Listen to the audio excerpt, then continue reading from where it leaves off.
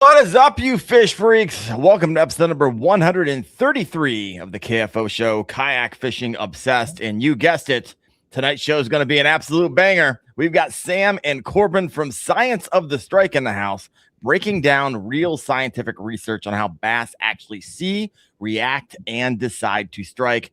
No guesses, no doc talk, just straight up facts that can help you catch more fish. And I'm telling you right now, once you hear this, you're not going to look at your lures the same way again. And before we get rolling, this episode is brought to you by Kayak Fishing Advanced Safety Training, because the best anglers aren't the ones catching fish, they're the ones making it home safely. And KFAST is going to give you that real world training on everything from gear and weather to self-rescue and risk management, so you can fish smarter and safer every time you hit the water. So check it out at kfast.co and get certified today.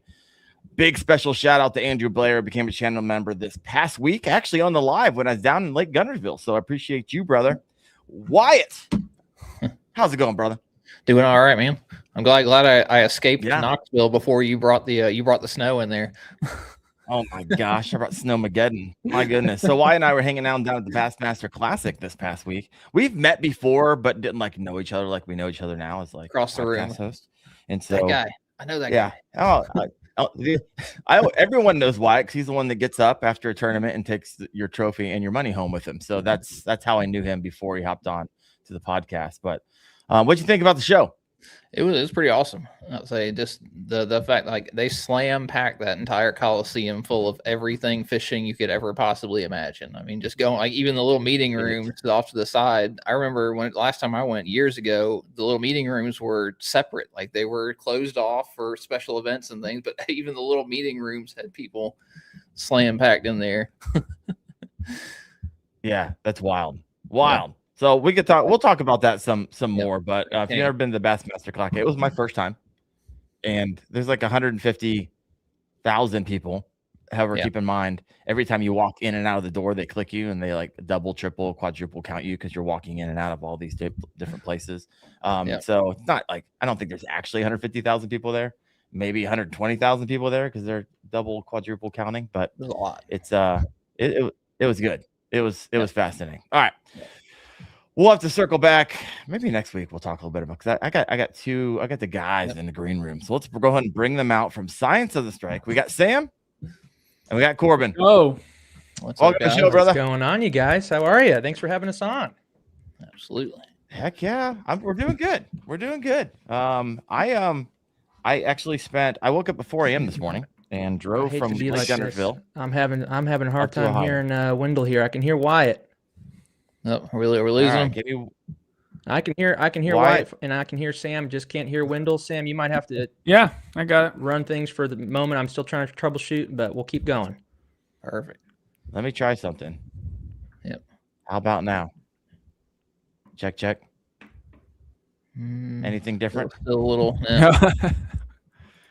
Still a little pixely. Well. Get there.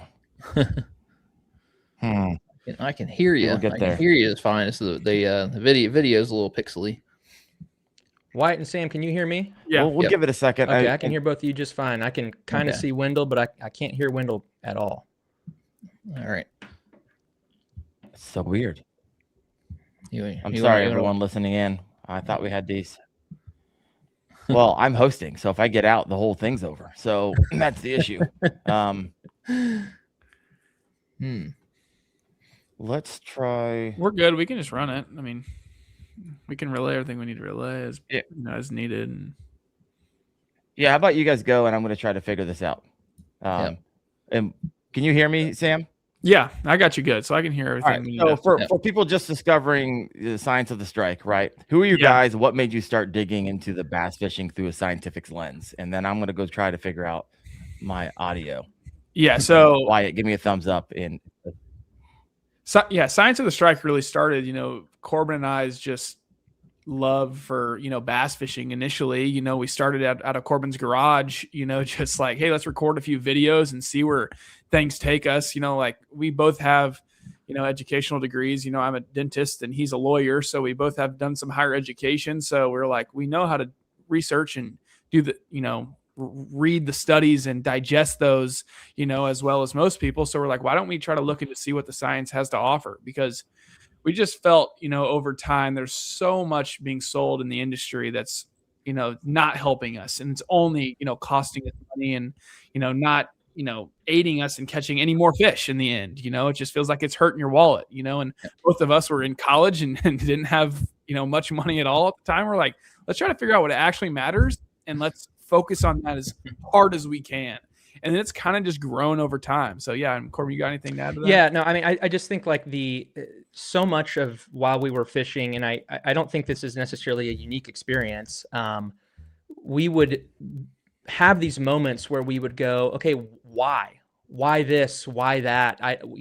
Why is this bait getting more bites than this? Why is this thing working better than this? Why?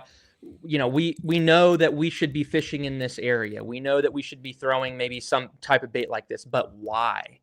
And that, I think, was kind of what started it all off, and realizing that in order to understand that why, we had to take a scientific approach to it. And so that was kind of what originally inspired things. But like Sam said, it just kind of took off from there, which we did not expect, but we've been super grateful for.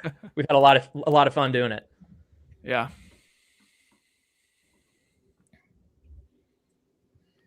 Am I back at all? All right. So I think we're losing audio wise. We're kind of drifting in and out. So you want me to run through it? Yeah, you take it over, Wyatt. All right. So I'll say I've got a handful of things. So I know you talked about like all the stuff that us as anglers deal with on the like, everybody out there pitching with this works, that works, things like that. And I always remember back to like the Cajun red line and red hooks on crankbaits. Yeah. Because the guys were selling Cajun red line because it disappears under the water. Fish can't see it. At the same time, we're selling red crankbait hooks because it attracts the fish and it makes them bite it. And I'm like, you can't be selling both of these things at the same time. Exactly right. Yeah, that's very true. That disappears. So like, yeah, no. So what all studies did y'all run through? And totally agree. And the thing that I don't even think that you have to be a very like experienced fisherman to like walk through the aisles of most tackle stores and realize like, okay, obviously, as with any industry, money is behind this, right? Like, and that's just how it is. And so these companies are obviously more concerned with, making money than they are necessarily catching fish. Catching fish is a plus to that. Yeah. And so that's why, I think that companies are understandably willing to advance notions that aren't supported by science whatsoever. And I think that, as the just debilitating tackle addicts that Sam and I are, we kind of wanted to figure out, do we really need this color, this shade of whatever, does it really matter? Why are there 10 shades of this color on a single peg, and the science Yamamoto is the worst with it, you have large black flake, you have small black flake, you have one with flakes, you have one with 48 flakes. Yeah. That's the exact type of stuff that I think a lot of the science that we've looked at really kind of debunks. And if you knew Sam and I before this, our fishing from then to now has really streamlined in terms of tackle. I mean, we've taken a lot of stuff out of the boat in terms of just, we don't need this different variations of colors or whatever of this same bait, right? It's really made us more efficient, I would say, on the water. Yeah. I mean, we looked at a bunch of studies, some of the first few studies that I looked at, because the way Corbin and I break up the podcast is he teaches me and I teach him, based off of the research that we learn. So Corbin knows more about, a little bit of the scent side now. I know it now, but as we're going through the podcast, he's teaching about that. And I taught a lot about taste. And, it just worked out that way with me being a dentist and going through school and learning all about the mouth and correlating that over and all of that. But it was truly insane. One of the studies that I read was all about the taste buds in a Oh, yeah, fish's mouth. This is wild. And How it all works. about the teeth, that the small little teeth that they have behind their tongue, around their pharyngeal areas, and their gill areas and everything like that, and around each tooth is like 4 taste buds, and that their teeth are so small, so that many taste buds co-localized around where they crush up their food has to say something about their ability to taste, right? So they can definitely taste. They've ran, multiple studies looking at how the brain reacts to different tastes. And I'll talk a little bit about that later. But the first one that the research article that I really looked into was all about them giving bass food balls and taking certain extracts out of these food balls and seeing how it affects, right? So they had a very, solid control system to where they gave them a food ball that didn't let the bass respond to anything. Basically, it was very neutral. And so they would pick it up and they'd spit it out. But then they learned that, once the content, got in there, with shrimp, ebby, particles that they ground up from shrimp, that a lot of these bass would hold on to this for much, much longer and then actually swallow the food ball, where most of the times they would spit it out if it didn't have any taste to it. You think that's the reason why Kitech went so heavy with shrimp, even though they make freshwater lure? Yeah, 100%. Exactly right. That's why everything smells like shrimp. Yep, exactly. Because there's studies that actually back that shrimp makes that big of a difference. Now, you can probably make it smell like shrimp and it not have the shrimp particles in it, right? Like they can anything nowadays. But the most important thing, I know Corbin's going to talk a little bit about this, is what it's made of. Those fish can actively taste what it's made of, and that makes a huge difference. Scent, less, they can't smell exactly what it's made of, but once it gets on those taste buds, that determines if they're holding it in there or if they're spitting it out.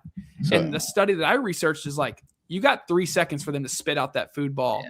Corbin did some research where it was actually less time than that. So it's very quick. They know immediately. So the baits you're throwing, if they don't taste right, let alone smell right or look right, you're not getting bit and they're not holding on. So that's how it's really helped, a lot with us streamlining things. So I had a couple questions so far. I got one. So have you done any research into the Nori's bite powder? And I know I've got another question there from Bass AF about power bait and things like that. And I've got a little bit of I've done some research on that as well. So we can talk about that in just a second. Yeah, there's a lot to unpack there. So the first thing that I'll say is that all of these companies, whether it's Nori's or Berkeley or Bait Fuel or whatever, Bait Pop, it's all proprietary trade secret ingredient, formulas. Like they're not publishing all of the nitty gritty of what's exactly in it. Now they, will advertise give you a vague idea. Yeah, exactly right. Like, oh, it's got, amino acids. Now, Sam talked about this a little bit through our studies. One of the most important things as it relates to both taste and smell, for formulas, is the presence of amino acids. And so it's possible for companies to inject amino acids into scent compounds. And a great example of that is Nori's. Nori's has presence of amino acids and has that paired with that shrimp extract, which has been scientifically proven to be an attractant and that will cause them to hold on and to actually ingest the bait. Obviously, all those things cost. There's a lot of difference between humans and bass, of course. But imagine if you take a bite of something and it's got, gasoline on it, or it's got sunscreen on it from your hands, or if it's got motor, grease or something like that, you're tasting that right away. Right. So I'm not, necessarily saying that bass, equate in intelligence and learned capacity as humans, but Sam and I have discovered through all of the episodes that we've done that people do not give enough credit to largemouth bass and their intelligence and their ability to learn and remember and understand. That's very true. And so when you start, thinking of it that way and giving more credence to a fish's ability to understand something, then you really start toying around with, I really do want to get particular about the formula and stuff like that. So to be to answer the question about Nori's bite powder, yes, we've fished a lot with Nori's bite powder, and we still fish with it a bunch for that exact reason. One of the other probably the most important thing as it relates to scent and taste, that is, both, in my opinion, probably the most misunderstood concept is solubility. Yep. We used to fish with, for years and years and years and years and years and years, we used to fish with, I'm not going to name any brands, but aerosol, sprays, sprays, crawfish right? Because spray. they're convenient. Exactly. Know exactly what you're talking about. And the problem with that is that they are oil based. Now, if you drop a drop of oil or cooking oil or gasoline on the top of the water, exactly right. It's going to disperse out. And the reason for that is because the oil molecules cannot commingle with the water molecules. They want to separate. Hence solubility. It's not soluble. So when you're looking for a good scent profile, you want to find something that is water soluble. A number of studies that we looked at talk about how one actually authored by a guy named Steve Quinn and Dr. Keith Jones, who were scientists at Berkeley Fishing Labs, wrote a report talking about how they can detect, largemouth bass can detect just a few ounces of water-soluble amino acid mixed into 6,000 gallons of water. Right. Really? So that their sensitivity is actually very, very high, but it demands that the scent that you're using is water soluble. Right. Great example is going to be bait pop, bait fuel, Berkeley, gulp. That type of stuff is all water soluble.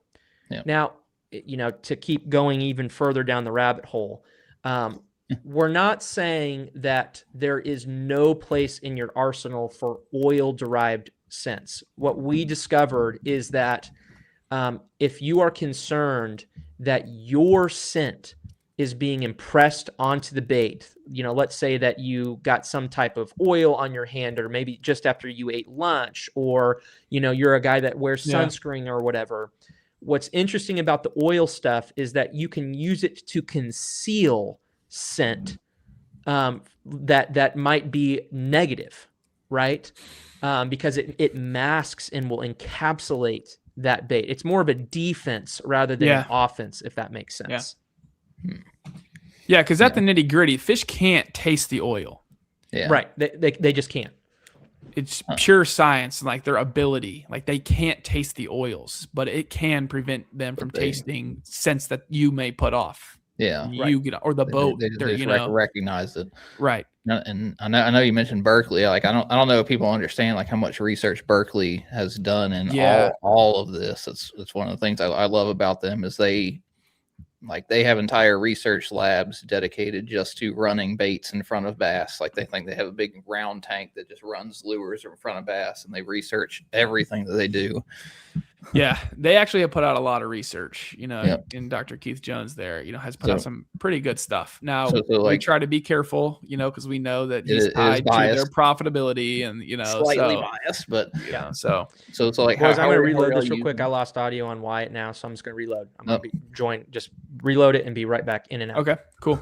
All right, Wyatt, we're holding you and I are running this. Let's go. So like how are you using your background running? I know you were the dentist. How you talked about running your research. Let's see. Are you back? Yeah, I'm back. I got you now. How are you using that to kind of break down all of this? I have a background in biology. Like that's my undergrad degree. So I have spent a lot of time looking at research in just the field of, nature in general. So like I have a good idea of what a good research paper looks like. And Corbin and I have really dove into trying to bring to light the best research papers because there's a lot out there that are not good. Yeah. And there's a lot of articles out there that are purely just trying to sell you, right? Like you have to look into the people. You have to look into if they're peer reviewed. Like we're trying to give you guys the best information out there. Sometimes there's not enough information. And Corbin and I have ran into that a couple times, like looking at, articles, trying to bring different stuff to the table. I think we got 21 episodes right now, and it's all very scientific. Like if you just go look at our stuff, like we put in research for each one of these, and it's tough. Like we're both full-time working, we're trying to put in hours of research before we bring you guys an hour of podcast. But yeah, I was just telling Daren, like, it's a shame. Like, I went and subscribed. Like, y'all should have 20,000 subscribers right now for how much y'all are putting out. I mean, we just started, not too long ago. So, I mean, Yep. we've got a pretty fast growing base. And then people understand, like, we're not here to sell you anything. Like, we're literally just trying to bring you what you should be buying. The goal for you guys is just as much information out there as possible. Right. Yeah. Yeah, exactly. Just trying to correct the fishing world as much as we can. Understanding the why. I want to add something to what Sam just said that I think is a very important understanding for the work that we do. When he says articles, and Sam hinted at this a little bit, I think in the 21 episodes that we've done, we have used maybe one or two, just wired to fish articles. When we say the word articles, we are talking, like he said, Research about papers, published, peer-reviewed scientific journals, oftentimes master theses, stuff that are done in labs. These are not there, of course, there's a time and place for bassresource.com, right? That's not where we're getting our info. We only bring forth those sources that we know are legitimate scientific resources rather than opinion based, right? They have to be doing the work peer of reviewed. reading pages and pages and pages and pages and pages. Exactly. Yeah. We we got a couple of those master theses that are like 300, 400 pages long. And it's just just last week we posted we did the episode part 1 on the spawn. So a lot of the really interesting research that we get comes out of China, right? Because China harvests largemouth bass for to eat. And so we had a study the other day that the whole thing was in Chinese. And so the whole study, other than the title and the abstract. And so I had to put it into Google and translate the whole thing. Hope that it comes out, relatively close. It worked great. It worked great. And it was a super interesting study. So, man, that's pretty awesome. So have you seen, I don't want to call anybody out, but have you seen one where it's where somebody's, there's a market, the guys are telling you this works, this is fantastic, and you're just like, man, not exactly. All the time. Yes. All the time. Yes. Yeah, we post stuff all the time. I mean, scent and color are the two main misconceptions that you're going to see most people mess up more than anything. And it's pretty interesting stuff. The scent, the biggest thing is all the oil scents, and everyone's like, dude, you gotta spray this on there, it works like a charm. I'm like, you keep using that. Especially if I'm fishing against you. I'll be over here with my bait fuel. Don't worry. That's right. Yeah, seriously though. Yeah, all the time, all different topics. We get people in our comments all the time, which we love. Yeah. We love it when people engage with it, whether just agree or disagree. Farther and farther and farther, give you more stuff to look up. Yeah. Right. So I'll say we got one right there. So do you think there's enough research for bass fishing? I mean, you'd be surprised that there's research articles coming out fairly regularly out of China though. It's not out of the US. We need, more centered around. There's a lot, everything could use more research, in our minds. I think, me and Corbin had the thought we might run out of topics to talk about in depth at the level that we want to try to be at, but we have yet to find that.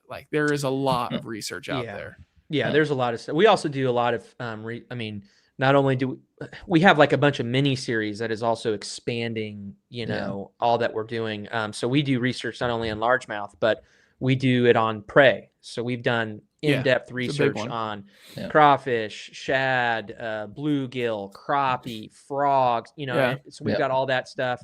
And then we've also got our mini series on pros versus, experience versus the science is what we call it. Now, a little insider knowledge that first time anybody's ever going to be hearing this.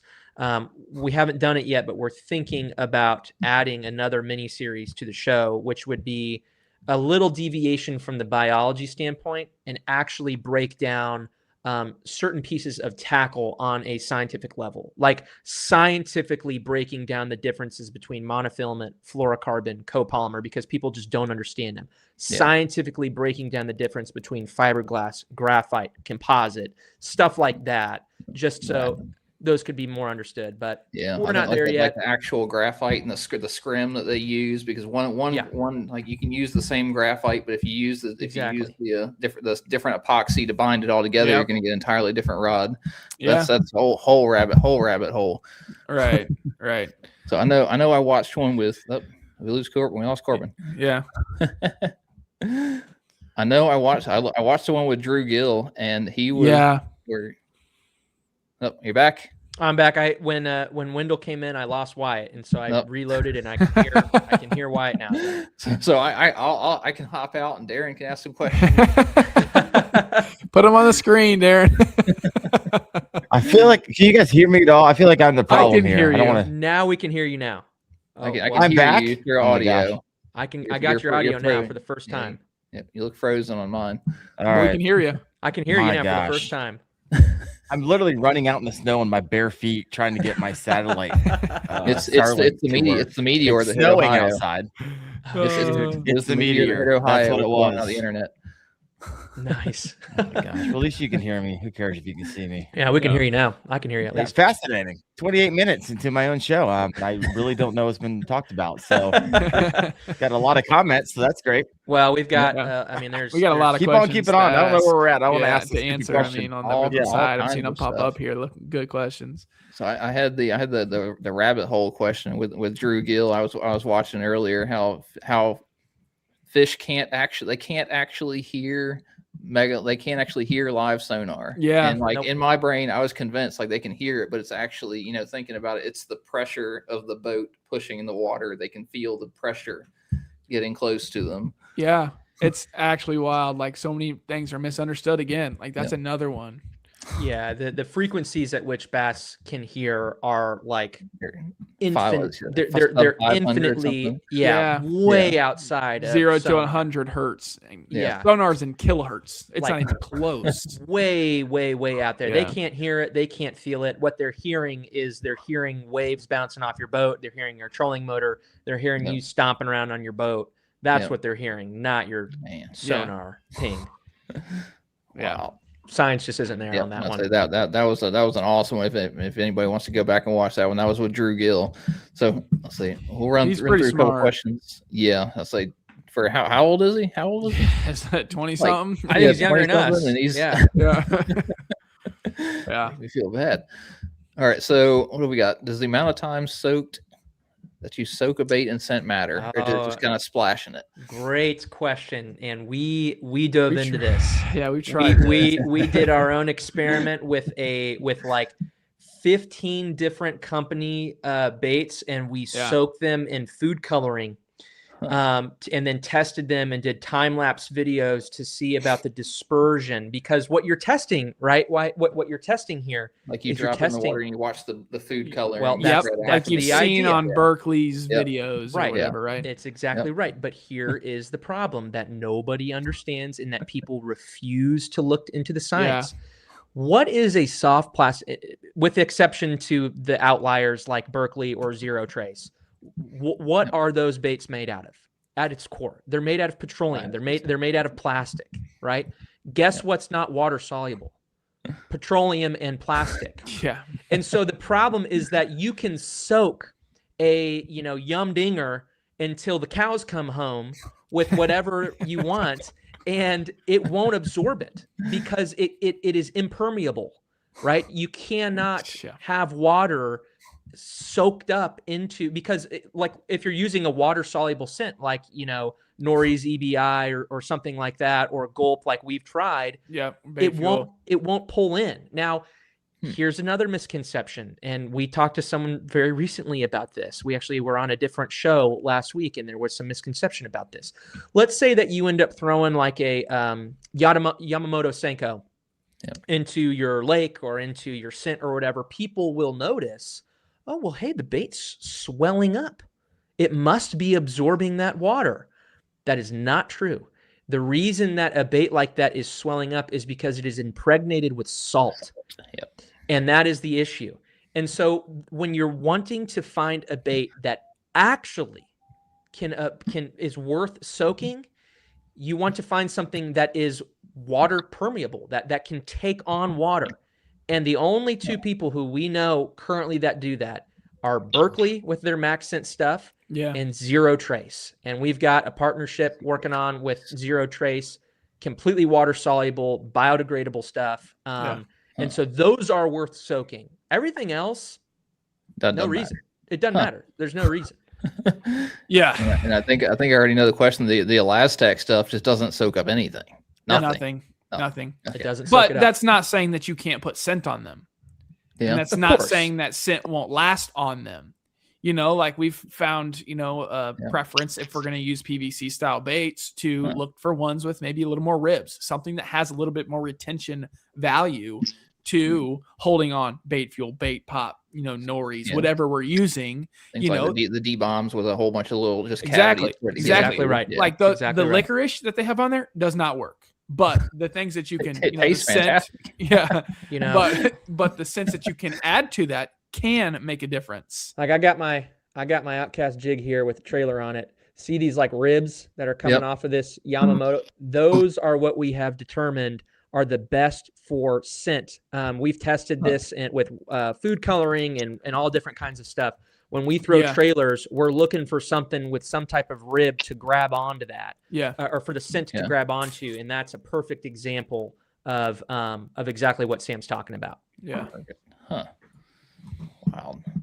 So, gents, can you hear me now? Yeah, we can hear you and see. And you look better. All I gotta do is not connect to the Wi-Fi and just go cellular. So awesome. Daren, welcome to the show. Your show. We have a special guest on today. Yeah, I know, right? That's why I love having Wyatt around. This show would be dead if it wasn't for him right now. So I'm actually listening, kind of while I'm trying to do everything else. But you mentioned this a little bit. I love your scientific approach because one of you is an attorney and the other is a dentist. Is that correct? That is correct. Yeah. Yeah. So when you guys get into this stuff, you nerd out, and I was so jacked about it, which I'm kind of bummed I missed the first 35 minutes of it.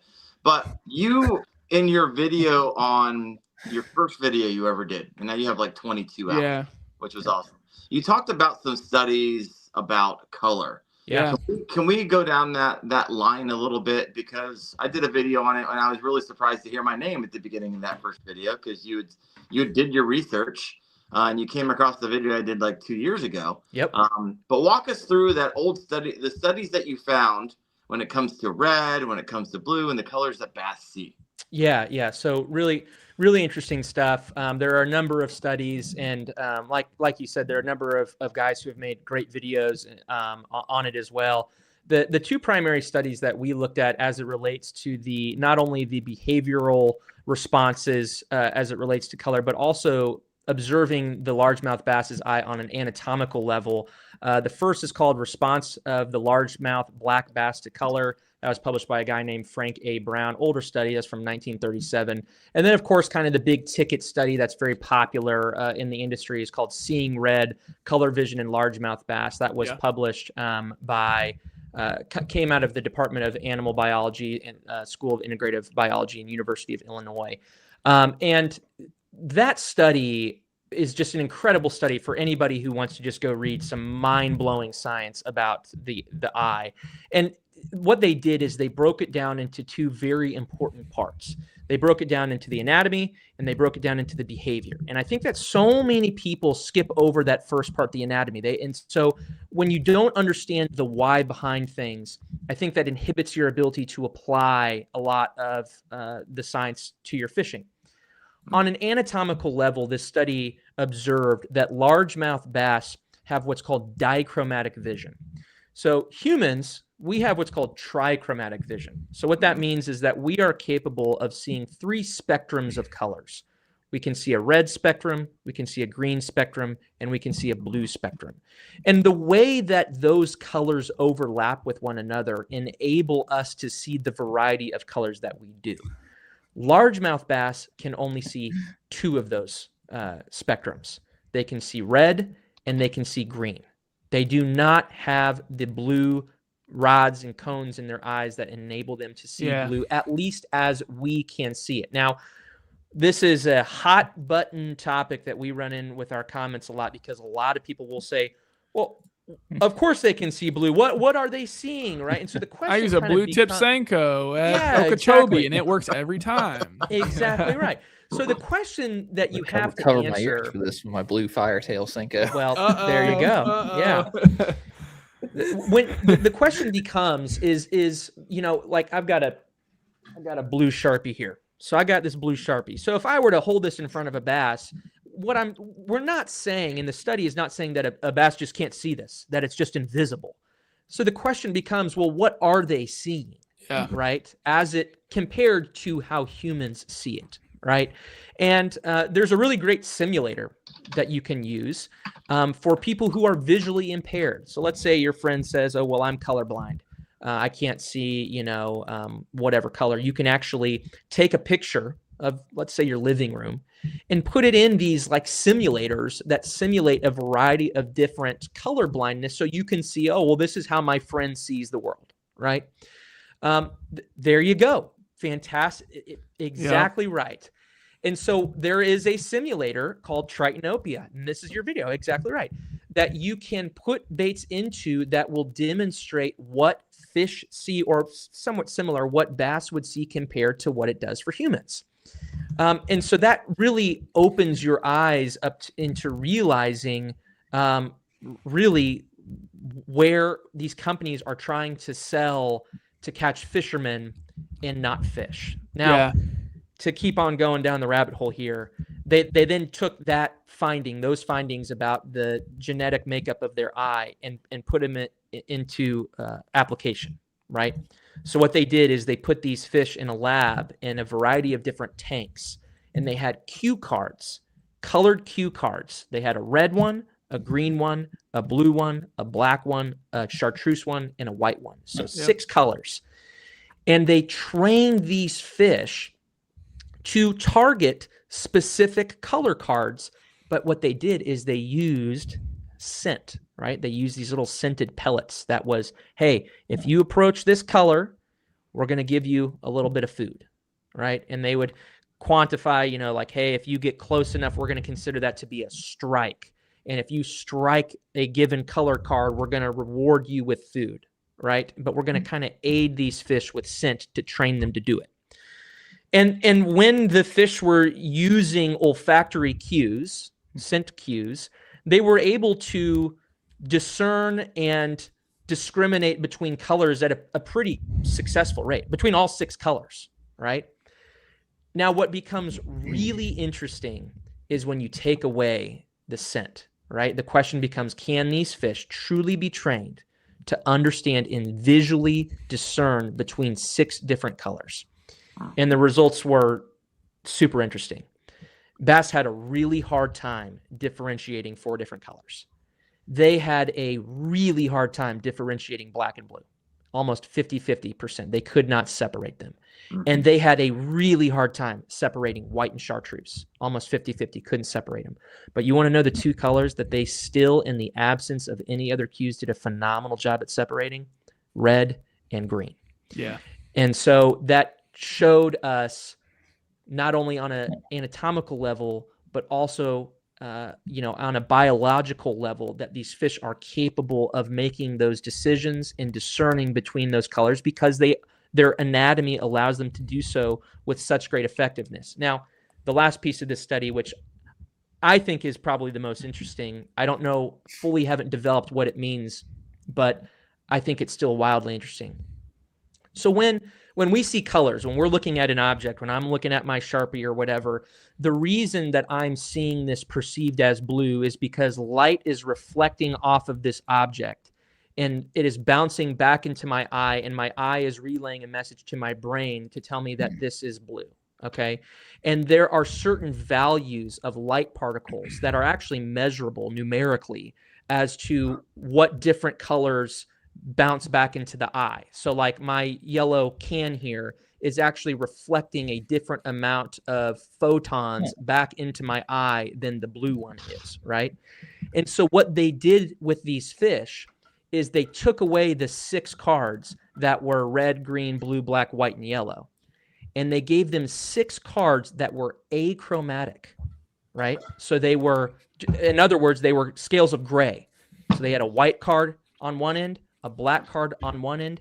And then what they did is they matched the gray cards in between with the same like photon value as the cards that preceded it. So for example, they put out a red card, or they put out a gray card that matched the same light reflectivity value as the red card did.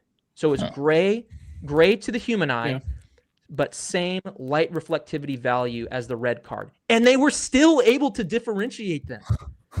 Even at a thing of gray cards, they were able to discern the red and the green valued card based off of the light value that was bouncing off of it. Isn't that wild? I don't know why. That's total nerd out moment there. Sorry. I mean, we watched. I just think that's crazy. Episode 7, we talked all about the brain, and we were just blown away by the optic tectum, that the bass have that, kind of run everything through the lens of their eye. And it is very well developed. Vision is their number one sense by far. Really? Yeah. And it's been pretty cool. So like talking about like that tritanopia stuff that Corbin was talking about, we'll take pictures of our boxes and put them in that tritanopia simulator to see exactly what bass are seeing. That's the number one way to just know, kind of have an idea right away. And like you were saying, that blue tip tail, it might not be exactly what you think it looks like, but that could be working. It could be the contrast. It could be a grayish look on the back of a blue bait that makes a difference, right? But it might not be what you thought it looked like, right? And that's Corbin and I's whole goal, is to understand why things are happening, why it looks like that. Because if you know that looks like black and gray, you may be able to extrapolate that into another bait, or say, something similar that has similar values, and use it that way.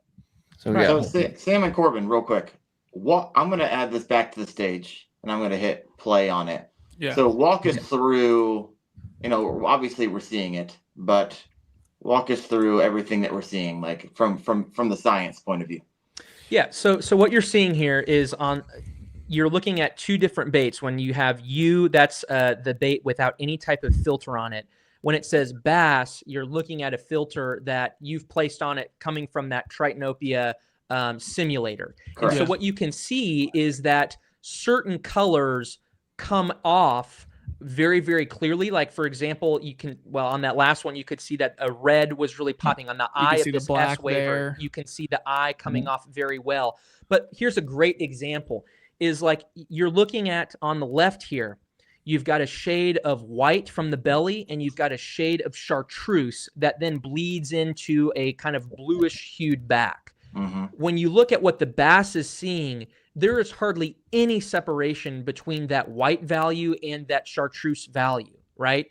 And so it goes back to the science, as bass have a very difficult time differentiating whites and yellows, or whites and chartreuse, and that's a perfect example of that.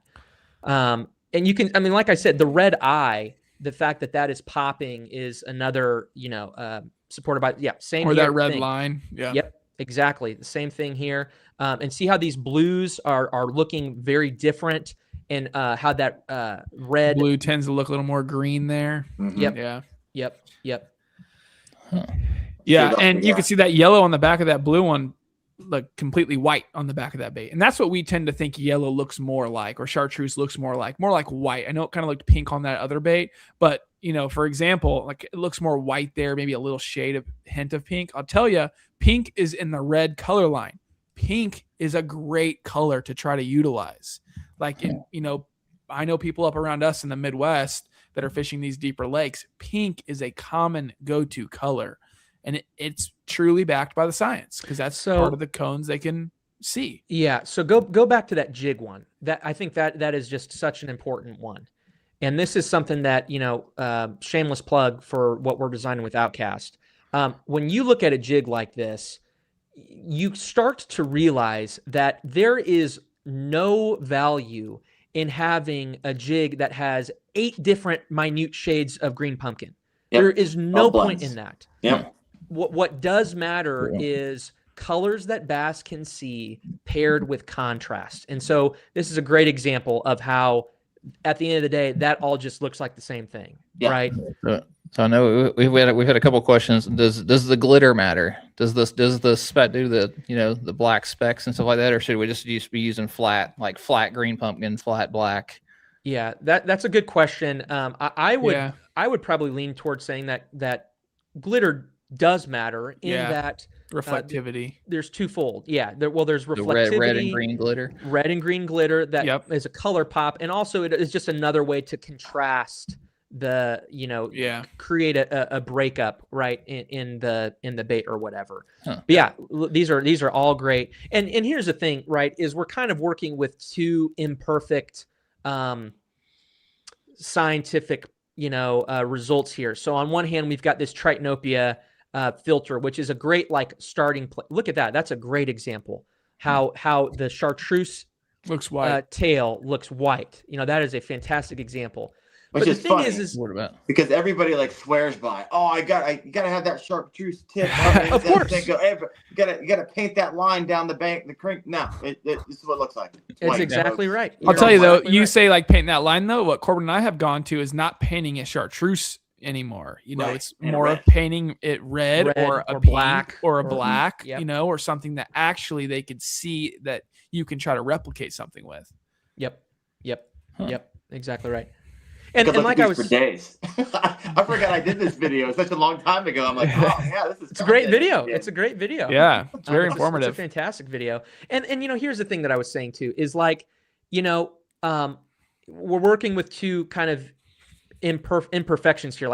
I wish that I could, if I ever find a genie in a bottle, one of my wishes will be to be able to actually communicate with a bass, because we're sitting here looking at this Tritanopia filter, and why it is a great place to start, it isn't necessarily 100% dispositive of exactly what they're seeing. It's a good starting place to where they're seeing. But you pair the Tritanopia filter with the results of the scientific data, then you really start to understand, okay, whites and chartreuses, consider them, essentially the same. Blacks and blues, essentially, consider them essentially the same, right? And this filter is a good way of helping people understand the results of that data. Yeah. For those of you listening in on the podcast, you have to come watch the live so you can actually see what we're looking at. Because now we're rolling through live bait options here that exactly right. Different colors. Now, I want to be super clear about something that Sam and I have stood firm on, and we will continue to do so.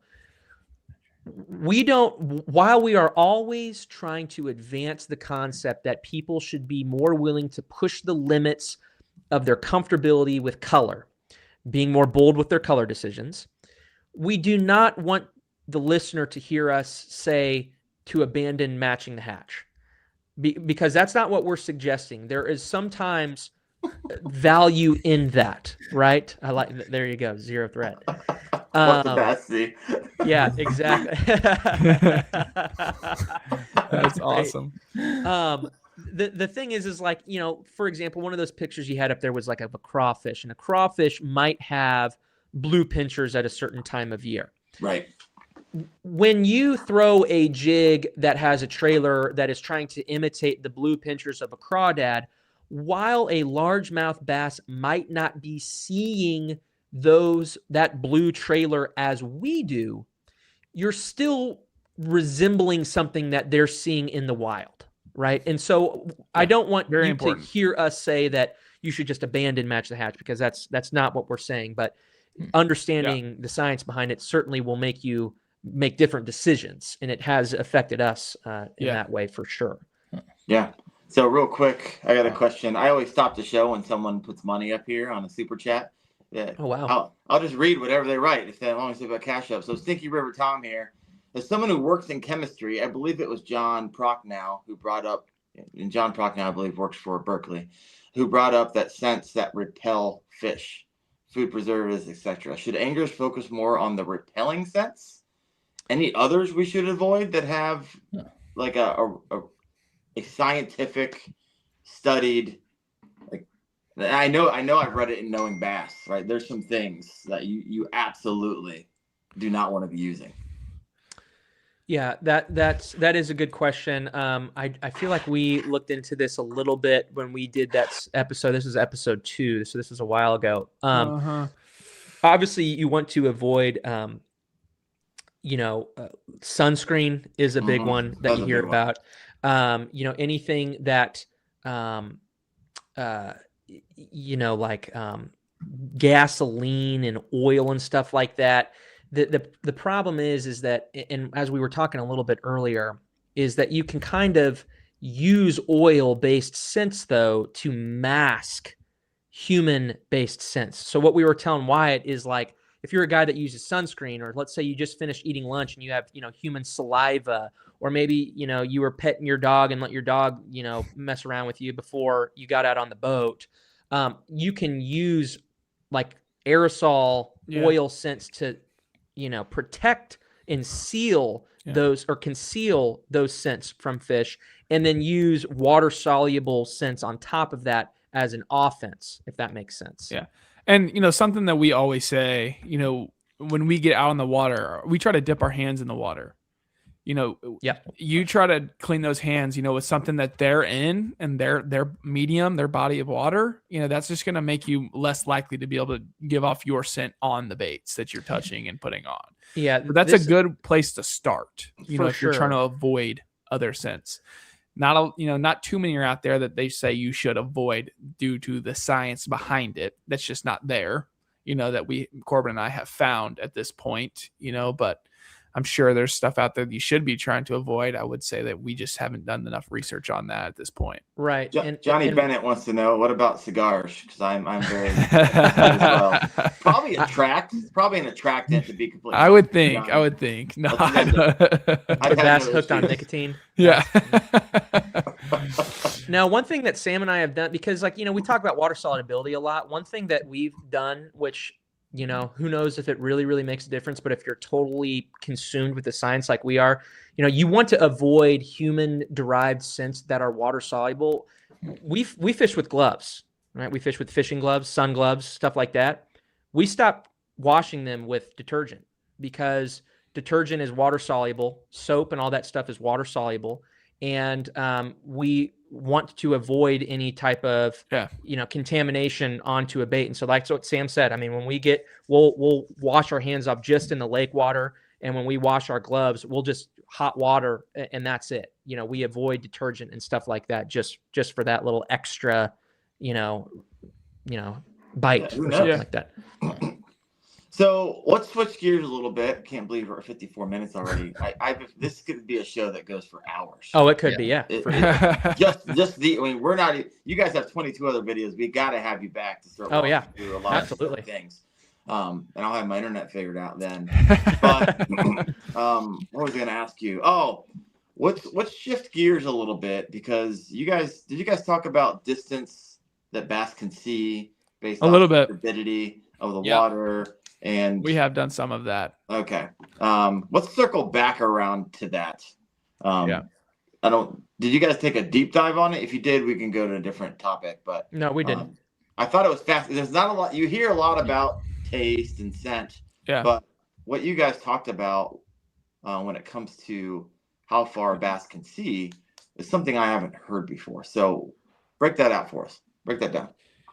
There was only a little bit of science on this, really. I looked into the turbidity side of it some, and one of the main, rules of thumb that I was able to derive from the research was trying to figure out your water clarity first. Mm-hmm. Once you figure out your water clarity, then you can kind of derive at what area, you should, trying to be fishing in, and then, at what colors, you should try to be using based on clarity of water. Sight, it can be such a challenging thing, because that really all depends on where they're at in the water column, where they're at with the turbidity levels in the water. That can vary a lot, but we have no doubt in our mind that, fish can see out 50 feet, in front of them, 100 feet in front of them, like live sonar, you're looking at them that far away. They have a chance to be able to see you, type of thing. Yeah. But, we kind of talking about turbidity, we looked at more along the lines of where you should be looking to fish in terms of turbid water. So if you're dropping a white spinnerbait in the water and you can see it 2 foot down. You can really multiply that by 5. And, if you don't know exactly where there are, you should try to stay in about 10 foot lesser water, in terms of like that kind of stuff, because that's where bass are typically going to reside based on, ecological systems that they're in. In terms of eyesight, that can be challenged a little bit more, because when they're in super turbid waters, you might look to throw different things at them. But length of sight, is, pretty broad out there. I feel like you can find some numbers, but I feel like that's all super variable. Sure. Now, in the video I listened to, and now, granted, it was your first video, and I'm sure you've come across a variety of other studies, and maybe you've even honed in your answer a bit. Yeah. But you were talking about the vision being really great straight on. Yes. But not great in the periphery. Right. Do you still hold that as a? Yeah, it's like where their eyes can see. Yeah, this is crazy.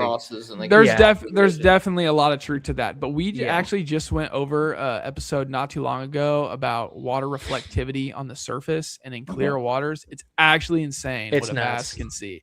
Like, they have the ability to look on the opposite side of a tree that's in front of them based on how their reflection is bouncing off the top of the water as a mirror.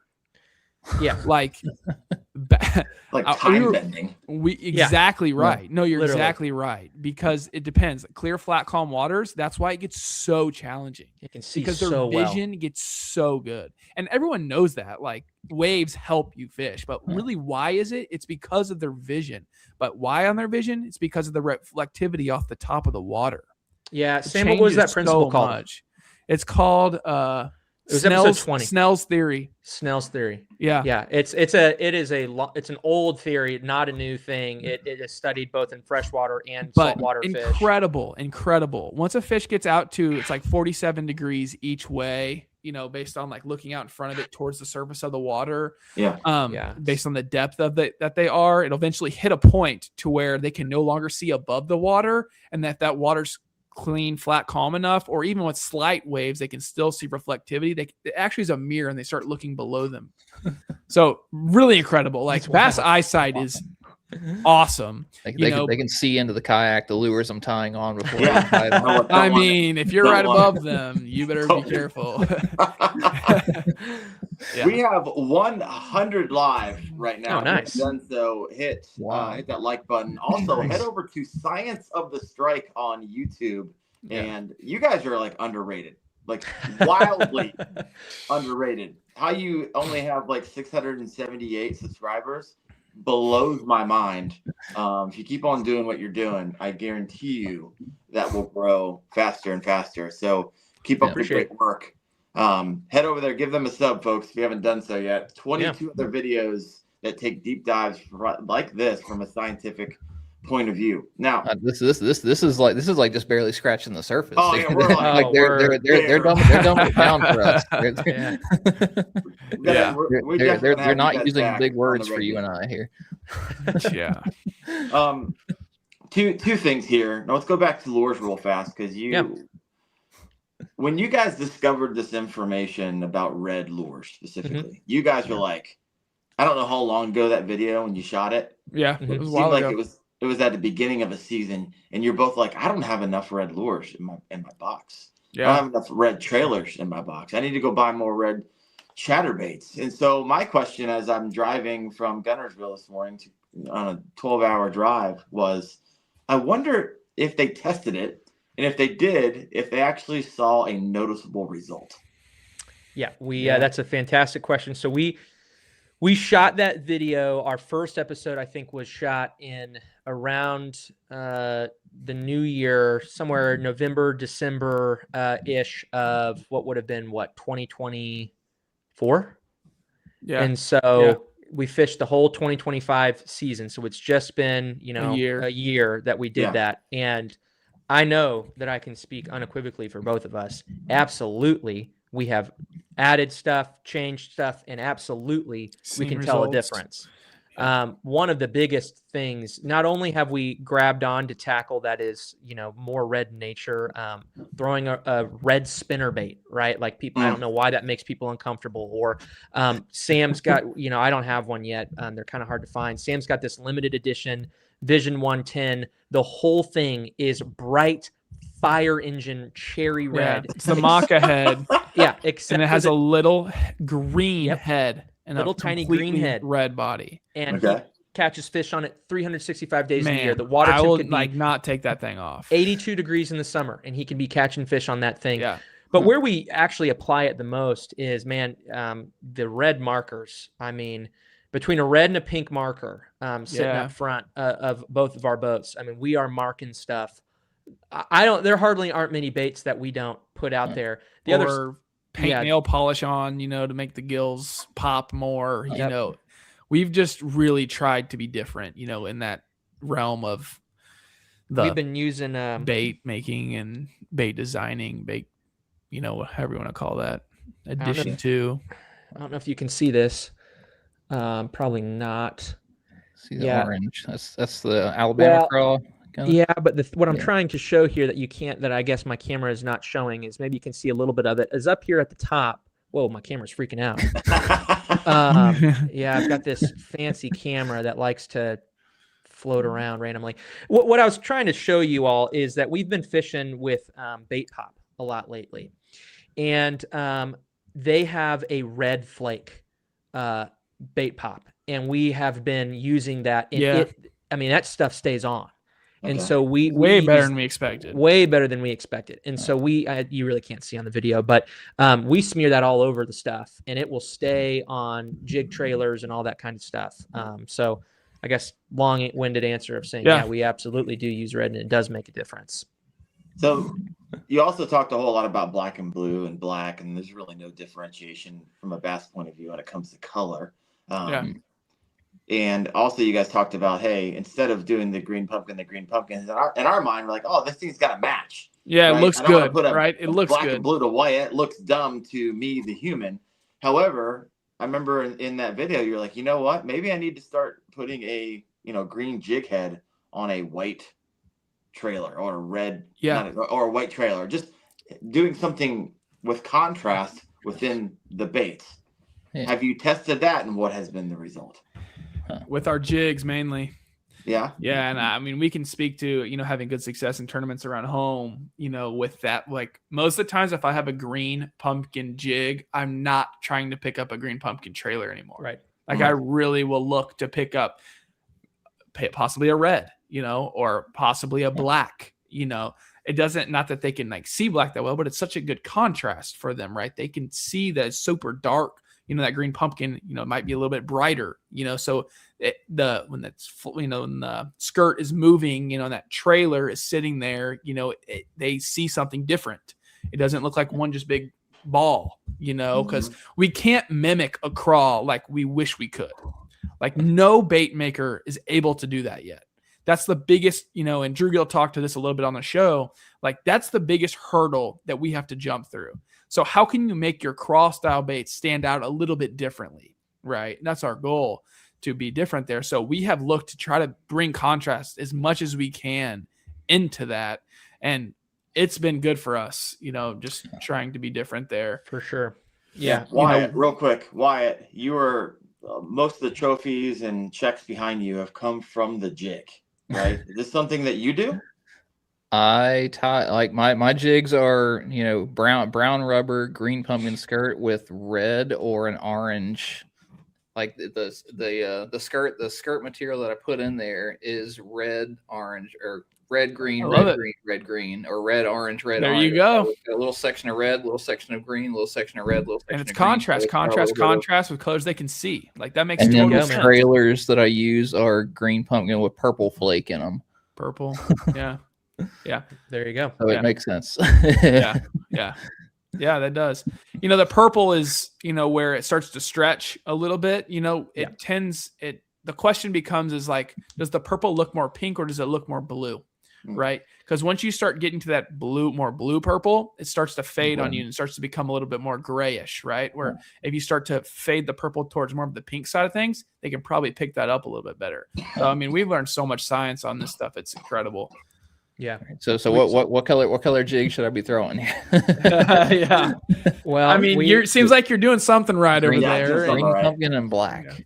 another total shameless plug here with Outcast, but we just sent off the proofs for colors on our jigs that we're designing with them, and I'll tell you what, people are going to see it and they're going to say they might be a little uncomfortable, and they might go, "This why this, why that?" But we're telling you, they're derived off of what the science tells us, and we're super pumped about high contrast jigs and a variety of different, head styles and stuff like that. That the science supports. You're making a believer out of me. Oh, real quick, the reason you guys were even on the show is because of Steven Sturgeon. He reached out and be like, "Hey, you need to go check these guys out," and I was like, "Sure," and I wrote you guys, and then it took a minute, and now it makes sense because you're a dentist and an attorney, so you guys don't not live busy lives. My goodness! But we finally got you guys nailed down, and so Steven, as a listener and longtime appreciate supporter, you. Yeah, no kidding. So much. I'm enjoying this like wild. Someone's asking, when's the drop? There you go. Yeah. Oh yeah, look at that color. Love it. That's great, man. That's great. Send us a few of those strands. Yeah. I'll collab with Outcast if you need a jig. Yeah, exactly. So, question from Bass AF. He's asking, red in there. When's the drop of those? Yeah, that's a good question. We're probably a ways out because we're fortunate enough. We started designing the one with them, and we've been using feedback that we've gotten from our viewers, who we've asked for feedback and design ideas and stuff like that. We were designing just the one, and then Outcast came and said, we actually want to do a whole line. And so we're doing a Science of the Strike line with them. And so we're probably looking at, anywhere from 18-ish months probably from now. So it's probably going to be a while because we're still. It's incredible how long it takes for this stuff. It's nuts. Because we're trying to design everything. ICAST 2027. There you go. No, seriously. I mean, honestly, here's the thing about the jigs, and I won't go too deep into it. This is an Outcast jig right here, one that they already make. We're looking into not just the science of colors. We're looking into the science of the rubber. We're looking into the science of the hook angle, the hook barb, the line tie. We're looking into all of that stuff. Yeah. The physics, the mechanical physics behind it. Yeah, I love it, man. It's a lot. We're trying to go deep dive on it with them, and we're pumped, man. It's they've been awesome. You guys are animals. I freaking love it. No, we're nerds, is what we are. We're nerds. From Jared Booth. Why the boom of crystal clear baits I've been seeing? Have you guys been seeing that trend? Just like transparent plastic? I think so. I think it's what he's saying. Maybe some flashy glitter in there. And also talk about the color we haven't talked about yet with this kind of like flash. So walk us through the science of that. You guys talked about it. Reflectivity. Yep. Yeah. Crystal clear is a tough one. I don't know if I've seen that too much around us. Can't speak for Corbin necessarily, but I'm sure it's just something. Well, I never want to say I'm sure, but it most likely tends to, lead you to thinking more along the lines of it's maybe hard for them to pick up necessarily against, top of the water or something, and it makes them curious. You're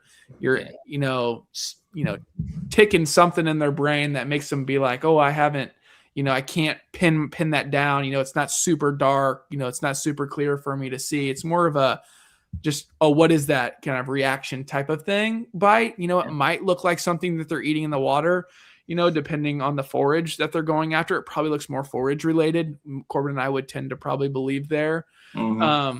But yeah, reflectivity is a huge thing. I could probably let Corbin talk a little bit on that. A lot of it comes to the sun. So yeah. And we did a little bit of this actually on the turbidity episode as well. And I think the big takeaway about reflectivity is, and we're not the first people to talk about this. Flash is people, have tried to look into this.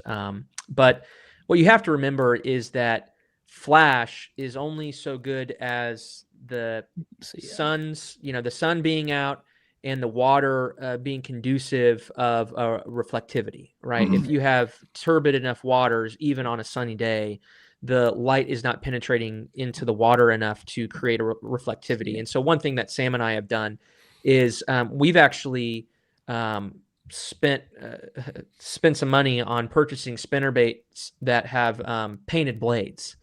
Because if you are fishing a spinnerbait on an overcast day or in turbid water, there's no point in, because you're not getting a flash off. It's just gray. It's just gray. Yeah. And the same is to be said about like another real popular one on this is like a jerk bait, right? So Sam and I will actually, most of the time, we're throwing matte jerk baits for that reason, unless we have a real bluebird sky day, and we have some wind too that can kind of help cause that bait to glimmer with the shine. But that again, denser, darker color makes a difference. it does, than that light gray that may look, as reflectivity if we don't have that sun. So that's why we tend to lean that way. Yeah. Wyatt, any questions over there that need answered? I mean, it all kind of came to me. I was talking to somebody yesterday about top waters and things like that, and the guy was asking me about the colors of the top water between bone and sexy shad and black, and I'm like, hold the lure up to the sun, and the fish can't, that you can't tell what color, if it's white or light yellow or anything like that. But then they were saying that fish can kind of see on top of it. I'm like, can fish really tell what's on top of my top water? Or they just see in the bottom of it, and everything is kind of a silhouette against the sun? Yeah, Sam will be able. So I can say, I think with confidence that no living being could be in the water and can see like the top side of a boat from the bottom, like that physically. All these companies put so much money in painting the top of their top waters for you to buy. Correct. It's exactly for you to buy. And you'll notice, very interesting, you go down the frog aisle, right? Yeah. At any store. Which side is facing out? White, yellow, or black? The top side is facing out, not the bottom side. Yeah, and you're looking at yellow and white, and what are those? Probably the same thing. Right. Right. But Sam can talk to this, because back again with this Snell's window thing creates a really interesting discussion with Topwater. Yeah. So there's a window in which they can see, right, based on how deep they are in the water, based on the degree angle. It's a cone. That's a cone that comes out from their eyes, right? So you have to have that top water up in that vicinity for them to recognize that bait. They may feel a disturbance hit the water or something a ways away from them, but for them to truly see it has to be within this cone. And if you're throwing top water for shallow fish, it's probably going to have to be pretty centered, over their head, right? Yeah. And when you're over top of them like that, and you twitch that bait and it rolls, they could potentially see what's on the side of that bait a little bit. Yeah. If you have a hard contrast line. But if your bait is very high riding, like I know, like some of the twitching walking style baits will sink their butt in the water a little bit more. That could play, and that could have a factor in a lot of senses. Yep. Like you might have a different shade or color on the back end of the bait. That could make a difference there. But if you're throwing like a head-on spook that rides very high in the water column, you're a lot less likely to see something about it. Or you're throwing a whopper plopper, that's just dragging straight and not rolling as much, probably a lot less likely to notice that. That all depends on waves when you're throwing it. A lot of times you're probably not throwing a top water in heavy waves. But those, once they get more waves, reflectivity can actually bend the light a little bit more. And there's a chance, but probably not, in terms of the science, doesn't matter that much. Yeah. Freaking love it. Guys, real quick. We are at 100 live. You have not done so. Hit that like button. Head over to Science of the Strike. The only way I'm going to get them back on the show if they see a pop in their subs. So head over there. Like their freaking page. I think they've gone from wildly underrated. I think they were like 940 whenever we started, 950 whenever we started, and they're like 990 now. There we go. Come on. Nice. Heck yeah. Or 640. Sitting now there, 640 to 690. Heck yeah. Freaking love it. Good stuff. So 690. we're gonna land this plane. They usually land it around an hour and a half. So I'm going to be sensitive to you guys' time. In your video, you talked about small fish and large fish and their sight. And you were talking about essentially the small ones are they don't have really great eyesight Yeah. compared to the larger ones because they have larger eyeballs. And then you also talked about a theory around how those eyes will in dusk and sunset and Yep. compared to the bait fish and how fast that will kind of hone in for them. So Yeah. I'm being cryptic for a reason because I don't want to like give away the answer in the question, but you guys know what I'm talking about, so take it away. Yeah. No, this is super interesting. So, you could be your first day holding a fishing rod in your hand. You could know nothing about fishing, period. And if someone came up to you, you come up to someone at the bus stop and you say, "Hey, what's the best time of the day to fish?" Yep. What are they going to say? Well, they're going to say, "Well, it's either the morning or the evening, dusk or dawn," right? And that answer is universal across the industry for people who don't know and do know. But why? Why is that the case? What you just asked gets at that. And the reason behind it is because different fish have of different size. Say, let's compare a largemouth bass to say like a threadfin shad. Have different size of eyes. And so what that means is that their ability to absorb those light rays, like we talked about earlier, is better. A larger eye is more able to absorb light than a smaller eye. A great example of this is, you look at some of these, nocturnal monkeys that live in the jungle, or an owl, or an owl that have these massive eyes because they're able to see, absorb light better. Yeah. Same is true with aquatic animals. Yeah. And so, when Corbin, real fast, it's just like your iPhone. There's a reason there's 3 lenses on there. Well, it's exactly more right. light and making your photos look crisp and excellent. Keep there going. you go. That's exactly true. right. Different camera lenses. It's the whole thing. That's just, and so what happens is when the sun is rising, say in a given morning, a largemouth bass is more capable of seeing and hunting in the lower light level than those prey fish. They can't. They're still in the dark, right? And so that's why bass will use those windows of low light because they understand that they can hide better, like a submarine, in dark water. They have the advantage. They know that they have the advantage. That's why they hide underneath boat docks, and even in cold water, you will still find fish hugging shade lines for that reason. Because they know that they have the advantage. And part of the research that I did that, also adds on to what Corbin just said, it's the ability of the bass to adapt to the light conditions. Their eyes adapt at a much faster rate than most of the bait fish that they are targeting. So when the light goes from, cloudy to bright sunlight to cloudy, and their eyes are having to adjust in that water, the bass can actually adjust much faster. And with those bigger eyes early in the morning, as that light is starting to grow and grow and grow, their eyes are adjusting, taking in more light, where those bait fish just aren't able to do that at that point yet because their eyes are so small. Their eyes are taking longer to adjust. Yep. Bam. Absolutely. Crazy stuff. Yeah, it's just wild. It's I wild. also mentioned that that's why it's a lot harder to catch a larger fish versus a exactly smaller right. Do you still hold that?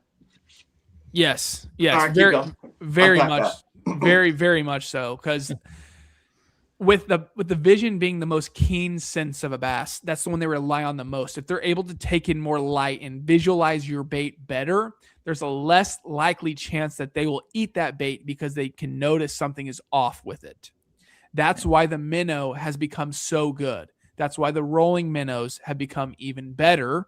And that's why the, Yamamoto hinge minnow and the Sakamata shads have become the premier, minnow on the market because they can mimic that so well and they get those larger fish to eat. And a lot of times those larger fish are not wanting to eat because they can identify what's going on better because of their eyes. Yeah. Do you see that on FFS? Like, do you see the big ones come up and nose it and then look at it and take they off? just follow much longer. They analyze everything so much more. And I bet, a lot of people listening to this can speak to that. Like if you've ever watched on live sonar, the larger fish don't tend to scream up at your bait and attack it near like, the smaller ones will. And it's just incredible. It's all in their eyesight. Oh yeah, it's eyesight, and I mean, we could talk to you through 20 episodes of this. Why bigger fish are smarter? I mean, the way that's that they why we bite, use scent so much. Yeah. It's one more thing that you use to your advantage. It's one more. It's one more thing. Yeah. Wow. No, it's so funny. I do polls on my YouTube channel all the time, and one of the polls was, do you believe in scents? It's like a 50-50 split. Like, there's a lot of people out there that say absolutely not, and there's other people like, 1000%. And then you got people who are like, oh, I only believe it in water temperatures under 50 degrees. And so hearing you guys talk about it is fascinating, which actually pings a question to me, because you say you use a marker. That's obviously a negative sense. What type of marker are you using? I'm probably not a Sharpie, because we all know the scent pens, right? The spike it pens. We use spike it pens. Yeah. What we use probably most commonly, and we don't use it for a scent thing. It's just because the spike it pens come scented. We use most commonly the garlic one, which there is data to support that garlic contains a molecule in it that does trigger a bass's olfactory system and taste buds in a positive way. You just can't. It's hard to find it in a water soluble form. But yeah, I mean, to your guys who are scent deniers, like, everybody's got to do what they got to do. But dude, the science is non-believers. It's objective. It's not like we think scent works. We think that scent, they can taste it. No, like, it's the data is undisputable. And after vision, scent is their next strongest capability. I mean, you go check out our episode on it. I mean, I'm just gonna have you on again. Here's what I'll say about garlic real fast. It's the citrate ions that are within garlic that can make the difference. But citrate ions alone are not usually enough to enhance a bait to make a fish want to hold on. Citrate ions can be a great adjunct to the scents that you're already using and can actually enhance those. So garlic alone, a lot of times I won't lean on, but if I'm using bait pop or bait fuel, nori's, gulp, any of these water soluble scents, and you put a mark on the side of them that is garlic, it could potentially enhance that scent you're using.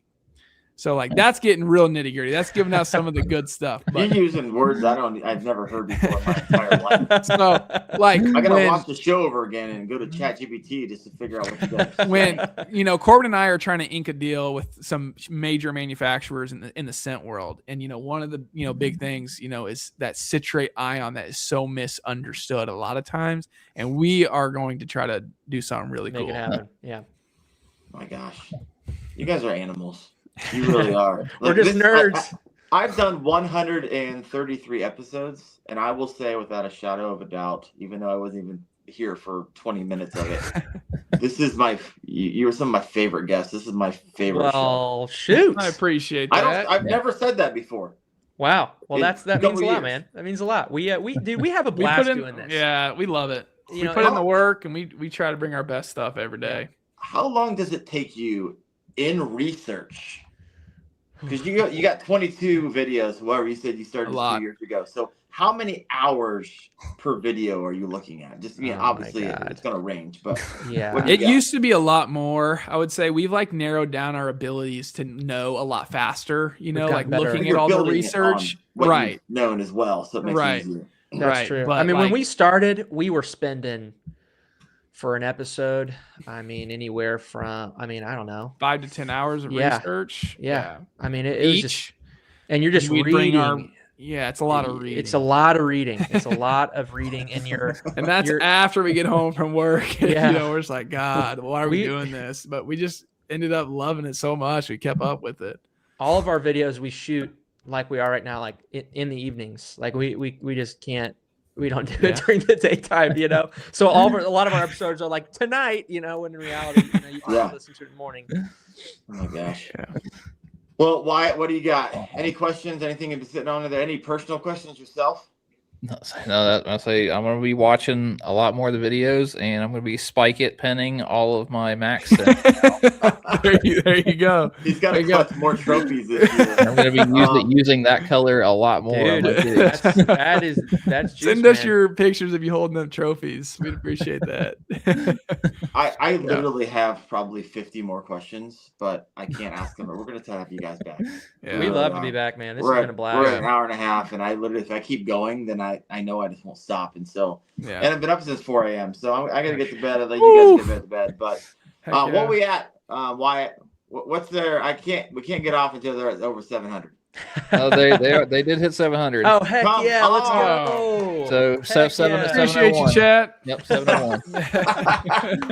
I love it. Well, Corbin, Sam, appreciate you guys, and we'll get you back on. Special thanks to KFast, sponsor of the show. Make sure you go get certified at kfast.co. Head over to Science of the Strike. Are you guys? Last question. You kind of teased it a little bit.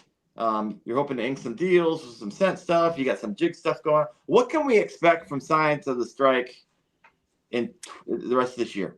Yeah, that's a great question, man. Yeah, we've got some really cool collabs that we're teeing up. We're working with Outcasts and continuing to develop stuff. Like Sam said, we're working on inking a deal with. We've already communicated with them. We just are in the final stages of closing the deal with the good guys at Zero Trace.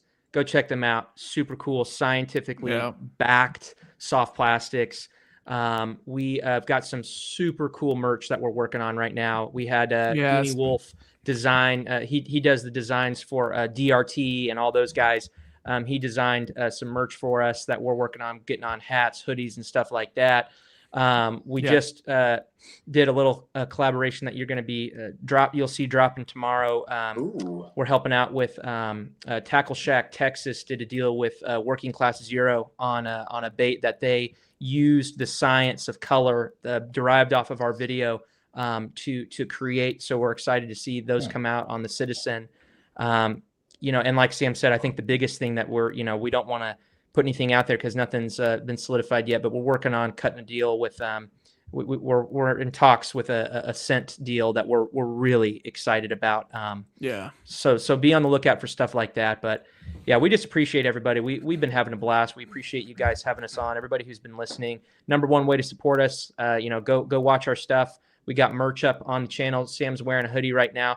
That's how we pay for our subscription, our editing subscriptions and stuff like that. And so that's the number one way to help us out. We haven't made a dime off this thing. Yeah, love it. We just love it. You're not going to for a while. Yeah, we didn't think so. We didn't think so. But no, we're having a blast. We got some cool stuff coming out. We'll be sure to update. You might see us at ICAST 2026. We'll see. We'll see if I will see you there. Come on. Yeah. If my trial goes away, that's scheduled for that week, then I might be there. But we'll see. We'll see. Yeah. Well, guys, my gosh, I don't want to end, but all good things that come to an end. Thank you guys so much, and we will see you next Tuesday night at 8:30 p.m. Eastern on the Kayak Fishing Obsessed podcast. You guys have a good one. See ya. See you guys. Yeah.